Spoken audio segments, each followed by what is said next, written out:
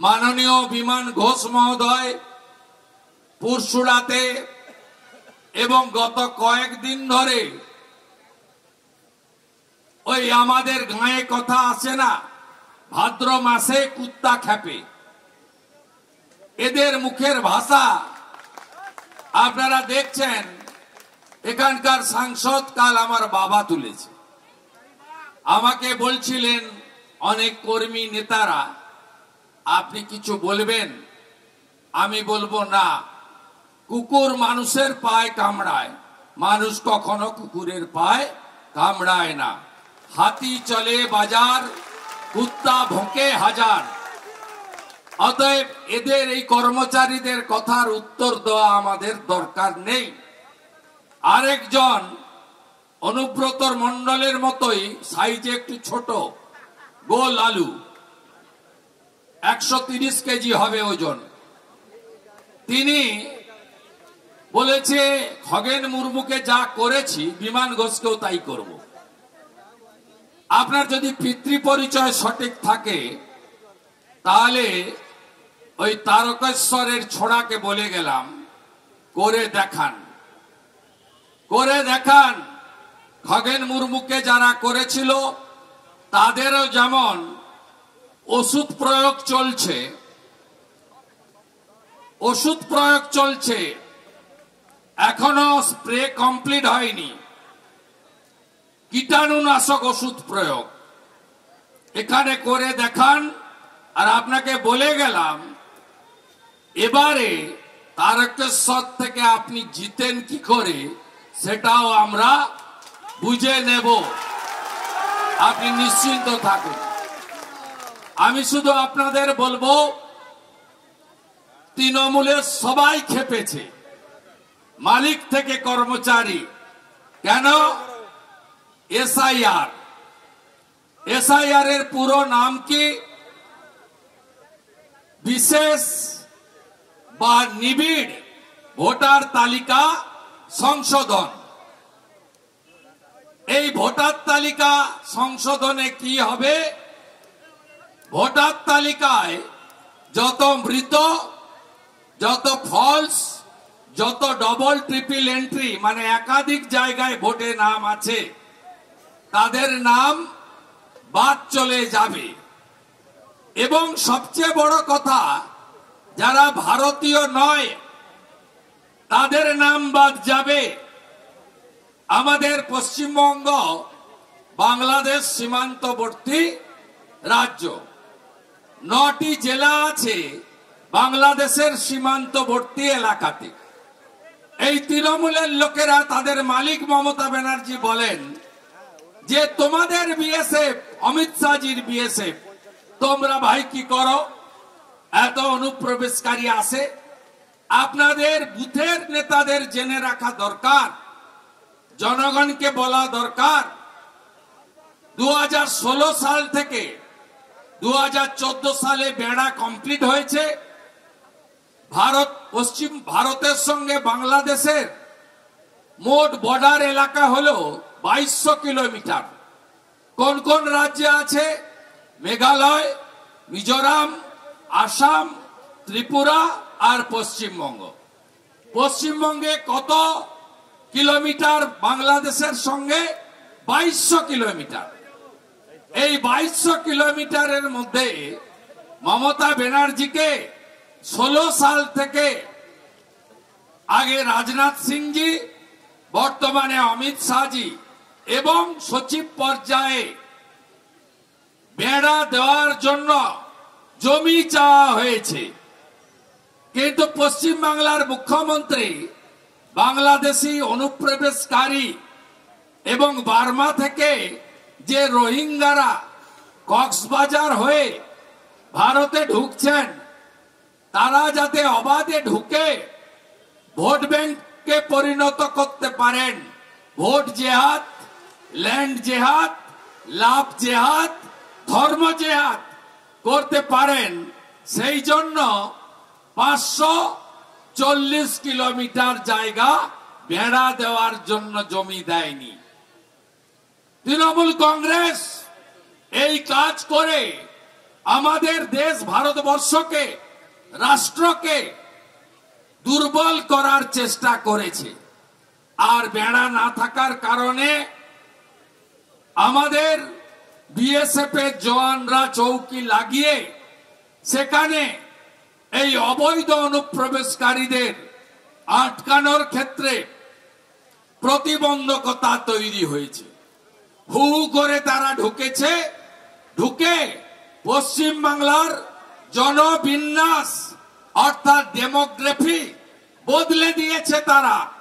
আপনি যদি দক্ষিণ 24 পরগনা যান তাহলে গোসাবা থেকে আপনারা বারুইপুর হয়ে কামালগাজী অথবা বাসন্তী হয়ে আপনারা বাসন্তী এক্সপ্রেস হয়ে ঘটকপুকুর দেখবেন ভারতীয় সংস্কৃতি, বাঙালি কালচার সব চলে গেছে, নষ্ট করে দিয়েছে।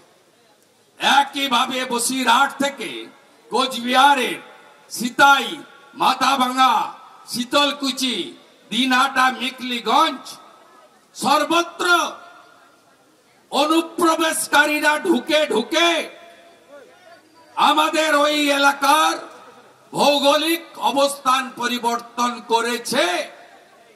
আমরা অনেক দিন ধরেই দেখেছি উত্তর দিনাজপুর, মালদা, মুর্শিদাবাদে বিশেষ করে সংখ্যালঘু মুসলিম তারা বেশি সংখ্যায় ছিলেন। এটা আমাদের ভারত বিভক্ত হওয়ার সময় থেকে, বাংলাদেশ সৃষ্টির সময় থেকে এটা আমরা জানি। তো আজকে হাওড়া জেলা, হুগলি জেলা, পূর্ব বর্ধমান জেলা, বীরভূম জেলা, নদিয়া জেলা, দক্ষিণ 24 পরগনা জেলা, উত্তর 24 পরগনা জেলা, দক্ষিণ দিনাজপুর জেলা এবং কিছুটা জলপাইগুড়ি জেলা আজকে কিভাবে জনসংখ্যার পরিবর্তন হয়েছে আপনারা চোখে না দেখলে বিশ্বাস করতে পারবেন না। তাই এসআইআর এ 2002 এর ভোটার তালিকার সঙ্গে 2025 এর ভোটার তালিকার যে লিঙ্ক হয়েছে তাতে হুগলি, মেদিনীপুরের মতো বর্ডার এলাকার জেলা নয়, এখানে 70% লিঙ্ক হয়েছে, 70-72। আর বর্ডার ডিস্ট্রিক্টে 50% লিঙ্ক হয়নি। 2,40,00,000 ভোটারকে প্রাথমিকভাবে লিঙ্ক করা যায়নি। এদের একটা বড় অংশ বাংলাদেশের মুসলমান, এরা ভারতীয় নয়, এদের নাম ভোটার তালিকায় থাকবে না। কিন্তু ভারতীয় মুসলিম যারা, তাদের কোনো চিন্তা নেই। এখানে মাজেদ ভাই ছিলেন, এমন অনেকে আছেন। ভারতীয় মুসলিমরা তারা সুরক্ষিত, তাদের 2002 বাপ ঠাকুরদার নামও ছিল, 2025 লিঙ্কেও তাদেরকে পাওয়া গেছে। তাই আমার যারা BLA 2 এসেছেন বুথ সভাপতিরা, আপনাদের কাছে আমার বিনীত আবেদন, শুধু বিজয়া করে কোলাকুলি করে বাড়ি গেলে হবে না। এসআইআর হলো সেমিফাইনাল। দেবী মা দুর্গা অসুর নিধন করেছিলেন। আজকে বাংলায় তৃণমূল রূপী, মমতা রূপী এই অসুরদেরকে ধ্বংস করতে গেলে 26-এর ফাইনাল নির্বাচনের আগে এসআইআর এর সেমিফাইনালের নির্বাচনে মৃত, ভুয়া, ডবল ট্রিপল এন্ট্রি এবং বাংলাদেশের মুসলমান একটা নামও রাখতে দেওয়া যাবে না। বড় বড় কথা আটকে দেব, আমার বাড়িতে নাকি 1 লাখ লোক নিয়ে যাবে।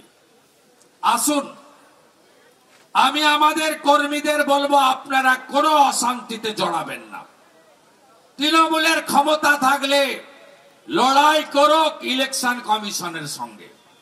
বাবা সাহেব আম্বেদকর সংবিধানের 324 থেকে 329 পরিষ্কার ক্ষমতা দিয়ে গেছে ভারতের নির্বাচন কমিশনকে, যে আপনারা যা মনে করবেন তাই করবেন। আপনারা যারা বিজেপি কর্মীরা যারা সরাতে চান এদের, আপনাদের কি? আপনাদের কিছু নয়। ভোটার তালিকা বানানোর দায়িত্বটা ইলেকশন কমিশনের। আপনার দায়িত্ব নজরদারি করা।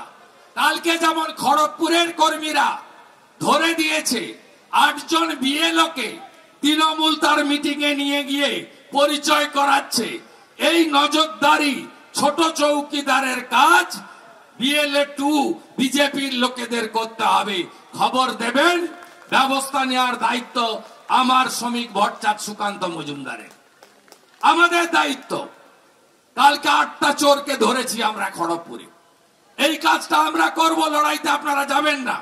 সুস্থ থাকুন, জিততে হবে, ভোট করতে হবে। লড়ুক, ওদের ক্ষমতা থাকলে ইলেকশন কমিশনের সঙ্গে। আমরা দেখতে চাই আপনাদের কত বড় ক্ষমতা। আর আপনার কি? যদি ভোটার তালিকা তৈরি না হয় ভোট হবে না। ভোট যদি না হয় এমএলএ নির্বাচিত হবে না। এমএলএ যদি নির্বাচিত না হয় মন্ত্রিসভা গঠন হবে না। মন্ত্রিসভা যদি গঠন না হয় তাহলে কি হবে বন্ধু? 2021-এ 5ই মে রাজ্যে সরকার তৈরি হয়েছিল। 4 মে রাত্রি 12টার মধ্যে যদি পশ্চিমবঙ্গে নতুন মুখ্যমন্ত্রী তার মন্ত্রিমণ্ডল শপথ না নেয়, রাত্রি 12টার পরে কাউকে কিছু করতে হবে না। রাজভবনই হবে মালিক, রাষ্ট্রপতি শাসন হয়ে যাবে। কাউকে দাবি করতে হবে না, কাউকে দাবি করতে হবে না। তাহলে আপনার কি? No SIR, no election. আর রাষ্ট্রপতি শাসন হলে সিপিএম তো তাও টিকে আছে, 2-4টে লোক। এদের তো অস্তিত্বই থাকবে না। 24 ঘন্টার মধ্যে বালি মাফিয়া আর পুলিশ নির্ভর এই তৃণমূল কংগ্রেস উবে যাবে হাওয়াতে। আর খুঁজে পাওয়া যাবে না, অস্তিত্ব খুঁজে পাওয়া যাবে না। আপনার কাজ শুধু নজরদারি চালিয়ে যাওয়া। এটাই ছিল আমার বিজয়তে আপনাদের কাছে প্রথম কথা। দ্বিতীয় কথা, আপনারা জানেন আমাদের মা বোন দিদি কন্যারা সুরক্ষিত নয়।